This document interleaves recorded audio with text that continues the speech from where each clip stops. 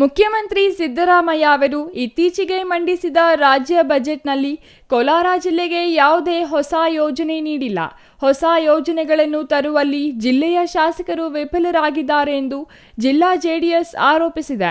CM Siddaramaiah ಅವರು ಮಂಡಿಸಿದ ಬಜೆಟ್ನಲ್ಲಿ ಕೋಲಾರ ಜಿಲ್ಲೆಗೆ ಹೊಸ ಯೋಜನೆಗಳನ್ನು ಘೋಷಿಸಿರುತ್ತಾರೆ ಎಂದು ಜನರು ಬೇಕಾದಷ್ಟು ನಿರೀಕ್ಷೆಗಳನ್ನು ಇಟ್ಟುಕೊಂಡಿದ್ದರು. ಆದರೆ ಅವೆಲ್ಲವೂ ಹುಸಿಯಾಗಿದೆ.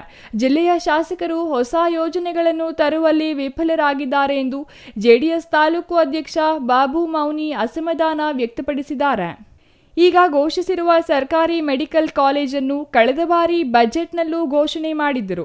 ಈಗ ಮೆಡಿಕಲ್ ಕಾಲೇಜಿಗೆ ಡಿಪಿಆರ್ ಮಾಡಿ ಎಂದು ಬಜೆಟ್ನಲ್ಲಿ ಹೇಳಿದ್ದಾರೆ. ಈ ಮೂಲಕ ಜನರನ್ನು ಯಾಮಾರಿಸುತ್ತಿದ್ದಾರೆ. ಬಜೆಟ್ನಲ್ಲಿ ಕೋಲಾರ ಜಿಲ್ಲೆಗೆ ಸಣ್ಣ ಪುಟ್ಟ ಯೋಜನೆಗಳನ್ನು ನೀಡಿದ್ದಾರೆ. ಅವುಗಳನ್ನು ಶಾಸಕರ ಅನುದಾನದಲ್ಲಿ ಮಾಡಬಹುದಾಗಿತ್ತು. ಮುಖ್ಯವಾಗಿ ಕೋಲಾರ ಜಿಲ್ಲೆಗೆ ಬೇಕಾಗಿರುವಂತಹದ್ದು ಎಪಿಎಂಸಿ ಮಾರುಕಟ್ಟೆಗೆ 100 ಎಕರೆ ಜಾಗ, ಕೃಷಿ ಯಂತ್ರೋಪಕರಣಗಳನ್ನು ಸಬ್ಸಿಡಿ ದರದಲ್ಲಿ ರೈತರಿಗೆ ನೀಡುವುದು, ಹೂವಿನ ಮಾರುಕಟ್ಟೆ, ಹೈನುಗಾರಿಕೆಗೆ ಪ್ರೋತ್ಸಾಹ ನೀಡುವುದು, ರಿಂಗ್ ರೋಡ್ ಮತ್ತು ರಸ್ತೆಗಳ ಅಗಲೀಕರಣ, ಕೆಸಿ ವ್ಯಾಲಿ 3ನೇ ಹಂತದ ಶುದ್ಧೀಕರಣ ಸೇರಿದಂತೆ ಇನ್ನೂ ಹಲವು ಪ್ರಮುಖ ಯೋಜನೆಗಳನ್ನು ಬಜೆಟ್ನಲ್ಲಿ ಘೋಷಣೆ ಮಾಡಬೇಕಿತ್ತು. ಆದರೆ ಸಣ್ಣ ಪುಟ್ಟ ಯೋಜನೆಗಳನ್ನು ಘೋಷಣೆ ಮಾಡಿದ್ದು ಇದು ಕೋಲಾರ ಜನತೆಗಿದ್ದ ನಿರೀಕ್ಷೆಗಳು ಹುಸಿಯಾಗಿದೆ ಎಂದು ಆಕ್ರೋಶ ವ್ಯಕ್ತಪಡಿಸಿದರು. ನಮ್ಮ ಕೆಎಂಎಫ್ ಪ್ರಾಡಕ್ಟ್ಸು ತುಂಬ ಚೆನ್ನಾಗಿ ಬರ್ತಾ ಇದೆ. ಅದಕ್ಕೆ ಸಂಬಂಧಪಟ್ಟಾಗೆ ರೈತರಿಗೆ ಹಸುಗಳನ್ನ ಸಬ್ಸಿಡಿ ದರದಲ್ಲಿ ಕೊಡ್ತಕ್ಕಂಥ ಅದಕ್ಕೇನಾದ್ರು ಬೇರೆ ಬೇರೆ ಎನ್ಕರೇಜ್ಮೆಂಟು ಏನೂ ಇಲ್ಲ.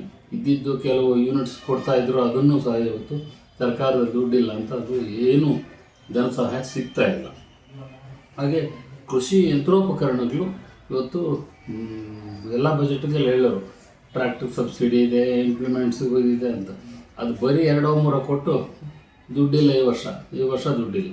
ಸತತ 3 ವರ್ಷದಿಂದನೂ ಯಂತ್ರೋಪಕರಣಗಳಿಗೆ ಬರೀ ಬೇಳೆಣಿಕೆ ಅಷ್ಟು ಜನಕ್ಕೆ ಮಾತ್ರ ಸಹಾಯ ಸಿಗ್ತಾ ಇದೆ. ಅನೇಕ ರೈತರು ಸುಮಾರು ಜನ ಕಾಯ್ತಾ ಇದ್ದಾರೆ. ಯಾರಿಗೂ ಇದರಿಂದ ಅನುಕೂಲ ಆಗ್ತಾ ಇದ್ರ ಬಗ್ಗೆ ಬಜೆಟಲ್ಲಿ ಯಾವುದೂ ಇದನ್ನು ತೊಗೊಂಡಿಲ್ಲ. ಜೊತೆಗೆ ಇವತ್ತು ರೇಷ್ಮೆ ಉದ್ಯಮ ನಮ್ಮ ಜಿಲ್ಲೆಯಲ್ಲಿ ತುಂಬ ಚೆನ್ನಾಗಿದೆ. Eshwar, CTV news, Kolar.